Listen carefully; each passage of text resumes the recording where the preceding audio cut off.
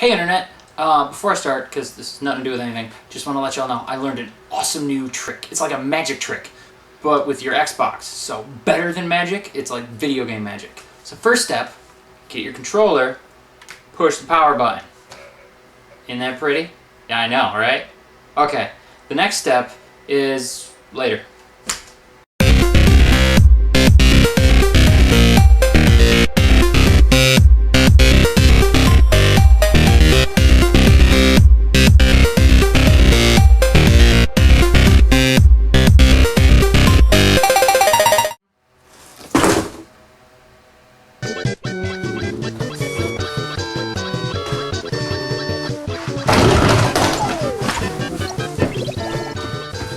Hi Internet! Okay, so this week I'm going to do import games, because I've always been a big fan. I really don't know why. I collect them, I've bought a whole bunch. I can't actually play them due to either a lack of import hardware or the inability to read Japanese, or both, but I like them nonetheless. I did, however, find a loophole. I have a couple games for Super Nintendo that were only made in Japan, but then were later, probably illegally, ported onto cartridges by a site called Time Warp Games. I'll put an annotation on his face. And then, yeah, they sell them. You can buy them, then play them, and it's fun, so that's what I'm gonna do. So the first one I'm gonna do is a game called Mario and Wario, because, you know, naming games is really, really hard. It's a puzzle game where Mario has shit dropped in his head by Wario, because he's a passive-aggressive enemy, apparently.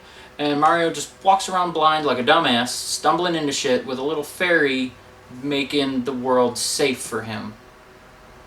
'Cause, yeah. So we're gonna play it now. The first thing I have to do though, which I forgot to mention before, when you play this game is it requires this. Probably one of the worst peripherals in the world.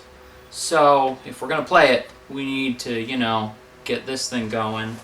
So, now we're good. Okay, so this is the first level. You're this little fairy guy. You click these things, they make them appear, and you click on Mario if you want to turn him around. He just walks in a straight line otherwise. Ladders will go up automatically, etc., etc. Basically, you need to get him to the end, to where Luigi is. Luigi sees him, pulls the bucket off his head, and ta-da! That's the end of the level. Okay, the one thing I hate is the fucking learning curve in this game. The first level, I mean, the whole level fits on the screen, everything's cake, you go right through it, first try, no enemies, no pitfalls, nothing. The second you start the second level, it's just shit everywhere. First level, you're dropping on spikes, enemies falling on your fucking head, you gotta pick up stars, which no one even told you about. This is shit. It's like, hey, I'm gonna teach you how to drive. Here's a bicycle with training wheels. And you learn to ride it, you're like, oh good, let's take the training wheels off. And they're like, okay, here's an F-14 fighter. Fly the fucker. And then when you crash and burn, they laugh at you because you should have just known how to do it. And then I'm gonna let that go like that. Anyway, yeah, so these later levels you die a lot. I mean, there's constant enemies, there's spikes on all the walls, on all the floors, the blocks get much smaller, harder to click. It's a complete pain in the ass. Some of the levels aren't as hard, but there's still a lot to do. Also, like I said before, the original level fits all on one screen. When you get to these later ones, you're scrolling all over constantly. The screen's always moving, you can never see what's happening, what's below you, what's above you, what's in front of you. It just sucks. Okay, so in the end, I mean, it's not a bad game. It's infuriatingly difficult, mostly due to this piece of shit being the worst thing ever made. I don't know if some of y'all even remember this because you're probably too young and whatnot, but it has a ball.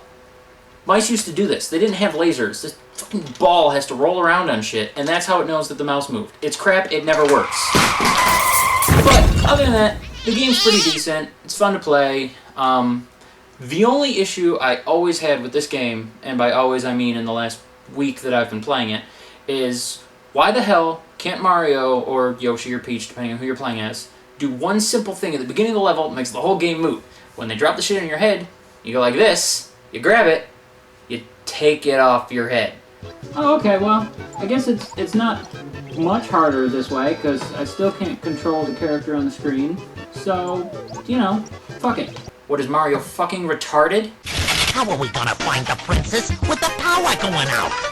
Maybe there's a switch in one of the rooms. Remind me to check. Oh, well, okay then. Never mind. Sorry, Mario.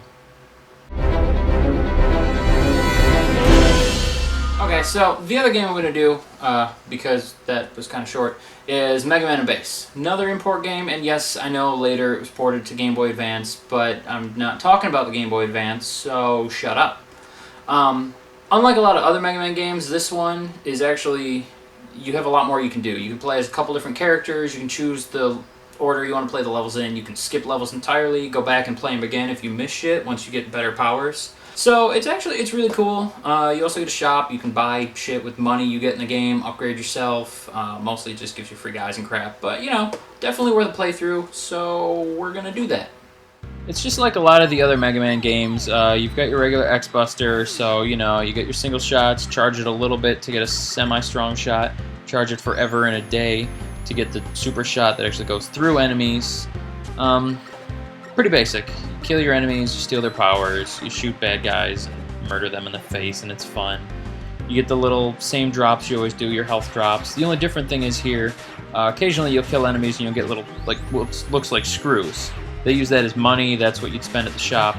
Also, the other different thing here is whenever you get hit with an enemy, you fucking disappear. So you can't tell where you are or what's going on. I'm guessing that's a glitch from the translation, but, you know, either way, kind of a pain in the ass. Also, speaking of pain in the asses, there's this little bit here in this level where you get past these little flamethrowers and then whatever, and you get to the next platform. You're going to come up here, and all of a sudden the game decides it wants to be a dick, because these things never go away. You will shoot and kill them for a year and a half, and no matter what you do, fucking dead. Over and over and over. You will probably spend a good half hour in this part, and then throw your controller out the goddamn window.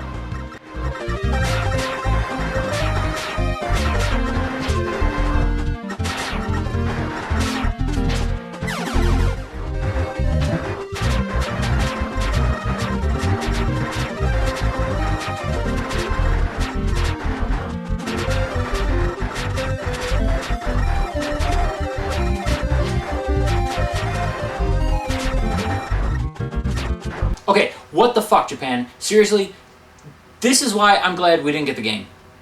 This is why we bombed Hiroshima. What the fuck is your problem? Hi, I'm the Awkward Gamer. I'm here to tell you that sometimes it feels like the entire world is against you, and that everything is not fair. I understand that sometimes it feels hopeless, but I just want to tell you that it does get better. Yeah, see, the good thing here is when you're done dying with Mega Man over and over and over because fuck Japan, you can play as the other character, Bass. Bass, how low can you go? Bass, how low can you go? Makes the whole game so much better. So yeah, when you play through his Bass, a lot of noticeable difference. First thing, he shoots a lot faster. His hits aren't as strong, but they're more plentiful. You can't move while shooting, which is one kind of downside, but you get over that pretty quick. Also, he can double jump, so most of the things that were obstacles before, you don't even fucking notice anymore. And if you hit forward twice, he'll do a dash. My controller sucks because I have that wireless one, which is great for convenience, horrible for responsiveness, so the dash doesn't really exist when I play, but when other people play the game, works great. Also, it's worth noting that Proto Man's in this game. I mean, you don't play as him, he's just there, but he's always fun. Everyone loved him in Mega Man 3. The boss is kind of similar to the first game, or, well, all 9,000 games, really. Actually, I think some of the Robot Masters are the same ones from other games. You will notice, like, a lot of the mini-bosses are the same. This big green blobby bastard, I know, was in a couple different games. The little clay guy goes from one side to the other, and you gotta shoot him and blah, blah, blah. So, you know, it's really just your basic Mega Man. You just get to play as a much cooler person. And that's really it. Anyway, so that's the game. You know, if you want to pick up this game, the other game, or 100 other ROM hacks, imports, whatever, go to that site where I bought them from, at Time Walk Games. Like I said before, I'll put the link right here in Bulbasaur's head, and you can go check those out. I'm not affiliated. This isn't like a sponsorship or anything, although that would be badass if they give me free shit. But seeing as how I have no viewers, I don't really think they care if I mention them. But I'm just going to do it anyway.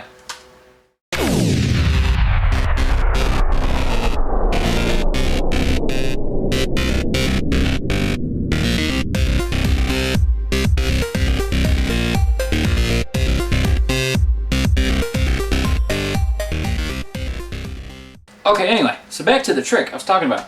Your controller's on. It's been on this whole time. The Xbox is on. See? Green light means it's on. So, you know, it's on. It's been a couple minutes. I'm talking. It's more time. It's still on. It's still on. Turn on the TV. Wait a minute for the TV to turn on. It's more time. It takes a minute. It's a shitty TV. And gotta turn it to the right channel. And I'm using a remote, even though I'm 2 feet away from the controls, because I'm lazy and fat. Now, when I turn on the channel, all of a sudden, oh, look at that! The Xbox just started up. It's amazing how no matter when you turn it on or how much time goes by, you're always in time to watch the startup screen. It's magic.